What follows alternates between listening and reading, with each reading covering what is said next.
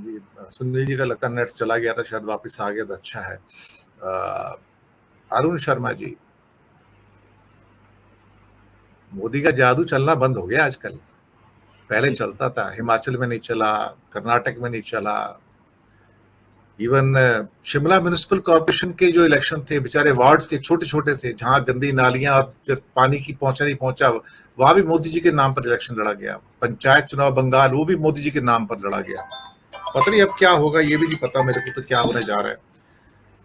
लेकिन फिलहाल आपको क्या परिस्थितियां निकलती हुई नजर आ रही हैं? वैसे तो मोदी जी का वो संन्यास आश्रम का समय है, देखा जाए तो अभी तो अब संन्यास आश्रम में दोबारा से पूरी की पूरी अपनी एक्टिविटी लेके आएंगे कि मैं सत्ताधीश बना रहा हूँ, सब कुछ करता रहूं। तो क्या हो रहा है सर, कुछ बताइए जरा कि भारत की दशा दिशा क्या है, और आपको आने वाला परिदृश्य 5 राज्यों के जो चुनाव है, छठा तो खैर कैंसिल ही कर दिया, लद्दाख के बाद उनके तो पैर कांपने शुरू हो गए हैं भाजपा सरकार के, तो अब तो कहते हैं कि शायद 1 साल तक चुनाव ही नहीं कराएंगे कश्मीर के, तो हालात ऐसे हो गए हैं। तो आप ही बताइए सर, कुछ 5 राज्यों में क्या होने जा रहा है? कुछ आपकी तो बड़ी सूक्ष्म दृष्टि है अरुण शर्मा जी, जरा बताइए आपका पॉलिटिकल एनालिसिस क्या कहता है? ये पहली बात तो ये कि जो आपने हेडिंग दिया ना, 5 राज्यों के चुनाव, वो दिन लद गए हजूर जब लोग कहते थे मोदी तेरा जादू चल गया। तो सर वो मेरा पिक्चर भी कहना आई है थी, तेरा जादू चल गया। मुझे क्या पिक्चरों के नाम से, गानों से कई बार इंस्पिरेशन मिलती रहती है, मैं वहीं से ढूंढ के टाइटल रख लेता हूँ सर मैं। जी जी, मेरा कहना ये है कि बड़ा शोर सुनते थे तेरे पहलू में दिल का, जी। जो चीरा तो एक कतरा एक खून ना निकला। मोदी जी का वो दृश्य आप याद करें, जब पहले दिन वो लोकसभा की पैड़ी जो है जो चढ़ते हैं, वहां पर माथा टेकते हैं। तो नाटक की शुरुआत कहां से हुई? नाटक की शुरुआत हुई श्रद्धा भाव से।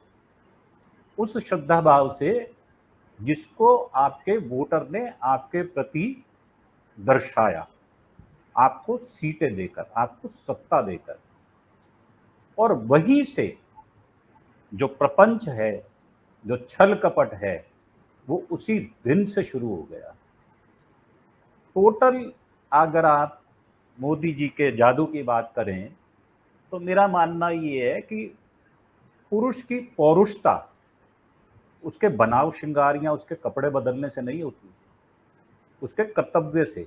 कर्तव्य निष्ठा में कितना अपने कृत्यों को वो जनता तक पहुंचा पाया, सार्थक लाभ कितना मिला जनता को, एनालिसिस ये भी करने वाला है। आपने मिजोरम की बात की। मिजोरम में जो आम जनता है वो कुकीज को मदद कर रही है, मतलब अपने पड़ोसी को मदद कर रही है। और मोदी जी इजराइल के युद्ध को देख रहे हैं। खबरें ये आ रही हैं वो एक फोन पर उसको रुकवा देंगे। तो जिस व्यक्ति का जो शीर्ष स्थल पर बैठा हुआ है, उसका ध्यान अपने देश में नहीं है। और देश में इन 9 वर्षों 4 महीने में जो रहा, वो चुनावों पर ही रहा है। हमेशा उन्होंने चुनाव को मुख्य मुद्दा माना, देश के विकास को मुद्दा ही नहीं माना। तो हालात तो मैंने बहुत पहले आपको बताए थे।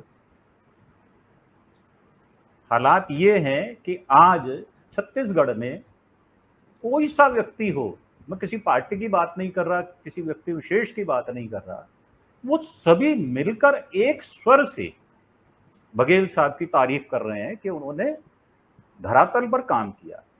जब कोई व्यक्ति धरातल पर काम करता है तो उसकी छवि नहीं, उसका काम बोलता है।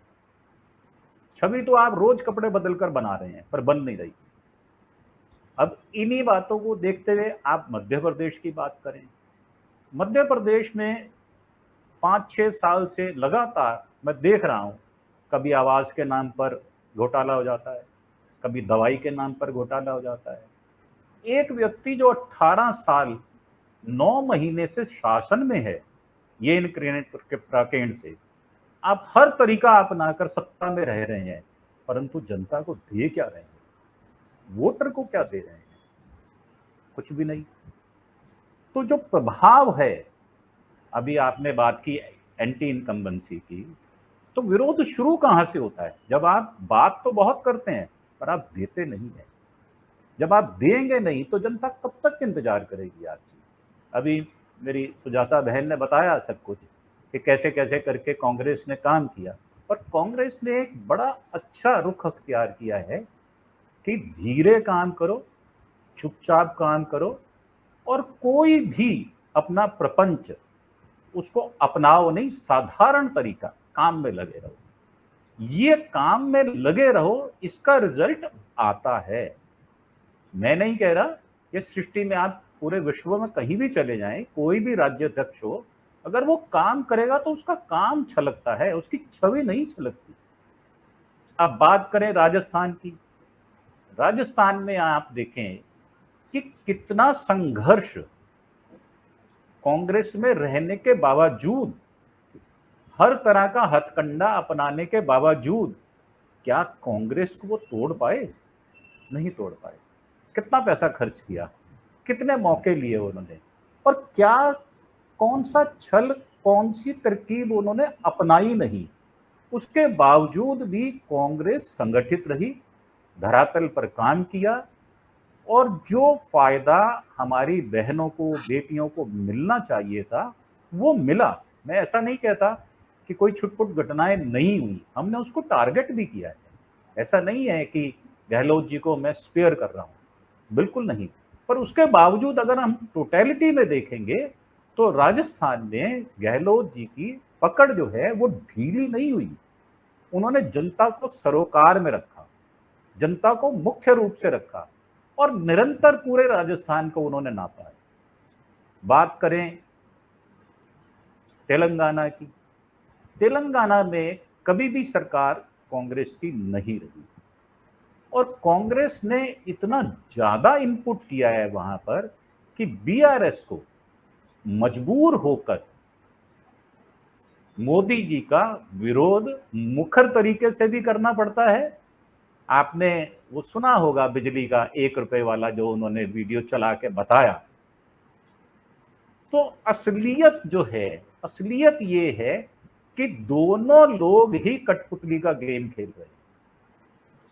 कौन किसको चला रहा ये अभी तक नहीं पता चला, पर कांग्रेस अपना काम चुपचाप तरीके से, बड़े साइलेंटली, शांतचित्त होकर चला रही है। आपको नतीजे मिलेंगे, मैं इस बात को मानने के लिए तैयार नहीं हूं कि जब कोई इनपुट करता है तो उसकी आउटपुट नहीं आती। और कांग्रेस में अब जो राहुल जी ने एक बड़ी अच्छी परिपाटी शुरू की है, वो बोर्ड पे जो टंग जाया करते थे ना, बिजली के बोर्ड, बिजली के खंभों पर बोर्ड लगा के जो नेता टंग जाया करते थे, कांग्रेस ने उनको हाशिए पर ले आए। कांग्रेस ने उन नेताओं की मान्यता खत्म कर दी है। आज वो आदमी कांग्रेस के अंदर है जो बिजली के बोर्ड पर टंगा हुआ नहीं है, जो धरातल पर काम कर रहा है। और बीजेपी, खास तौर से मोदी जी का करिश्मा, ये क्यों धूमिल हो रहा है? क्योंकि बातों से कभी भी खाना नहीं पकता।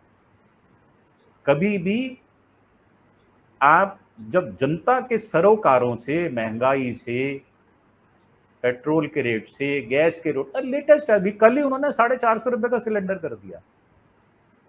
जब आप जनता के सरोकार से, जनता के कामों से जब आप विमुख हो जाएंगे तो आपको मार खानी पड़ेगी। ऐसा नहीं है, आज हर आदमी के पास फोन है, एंड्रॉयड फोन है, वो सुनता है, आपको भी सुनता है, जनता को भी सुनता है, पार्टियों को भी सुनता है।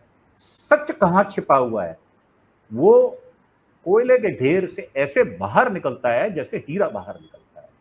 आप देखें 9 वर्ष के शासन में मोदी जी ने जो भी काम किया उसका मैं और आप एनालिसिस बहुत कम करते हैं, जनता बहुत ज्यादा करती है, और वो सच निकालती है बात। तो मेरा मानना ये है कि एमपी में 135 कम, 5 या 5 ज्यादा, राजस्थान में 105, 6, 7, हद 8। ऐसे ही आप किसका, राजस्थान में किसका नंबर बताया सर आपने? राजस्थान में मैंने कांग्रेस का नंबर बताया, 135, 5 कम या ज्यादा। सर बाकी सर्वे तो 50 सीटें दे रहे हैं कांग्रेस को सर। है जी, राजस्थान में बाकी सर्वे तो 50 सीटें दे रहे हैं सर। नहीं सर, नहीं, मैं देखो रियलिटी की बात करता हूं रियलिटी में जो कांग्रेस की तैयारी है वो कर्नाटका जैसी तैयारी है। कर्नाटका में आप अगर कहें 130 सीट या 125 सीट, एक कांग्रेस टारगेट लेके, कभी भी हमें अतिशयोक्ति नहीं करनी चाहिए। ऐसा नहीं है कि हम किसी के मत से प्रभावित होकर तो हम अतिशयोक्ति करें, उसको ज्यादा बताएं। मैं वो फिगर बता रहा हूं जो आएगी, इसमें जी एनालिसिस के साथ और बहुत सारी चीजें जुड़ी हुई है। जी कांग्रेस का जो इनपुट है मैं उसके हिसाब से बात कर रहा हूं। छत्तीसगढ़ नो डाउट कि अपनी सरकार कांग्रेस बना लेगी। अब उसका जी मार्जिन क्या होगा, वो सफिशिएंट होगा। मैं थंपिंग मेजोरिटी की बात नहीं करता, मैं 60 सीटों की बात नहीं करता। मिजोरम जो है, मिजोरम आपको थाली में परोस के देने वाले हैं कुकीज। कारण वहां मोदी जी हो सकता है कि प्रचार करने जाएं ही नहीं। क्यों? वो किस मुंह से और कौन सी बात करेंगे वो मुझे अभी तक समझ में नहीं आई। मैं ये समझ ही नहीं पा रहा कि मोदी जी वहां पर जाकर बोलेंगे क्या। और तेलंगाना में जो कांग्रेस का काम है वो अंदर खाते अगर आप बात करें जगह जगह जाकर, तो आपको उनका प्रभाव निश्चित तौर पर नजर आएगा और वहां पर सरकार बदलेगी, ऐसा मेरा मत है।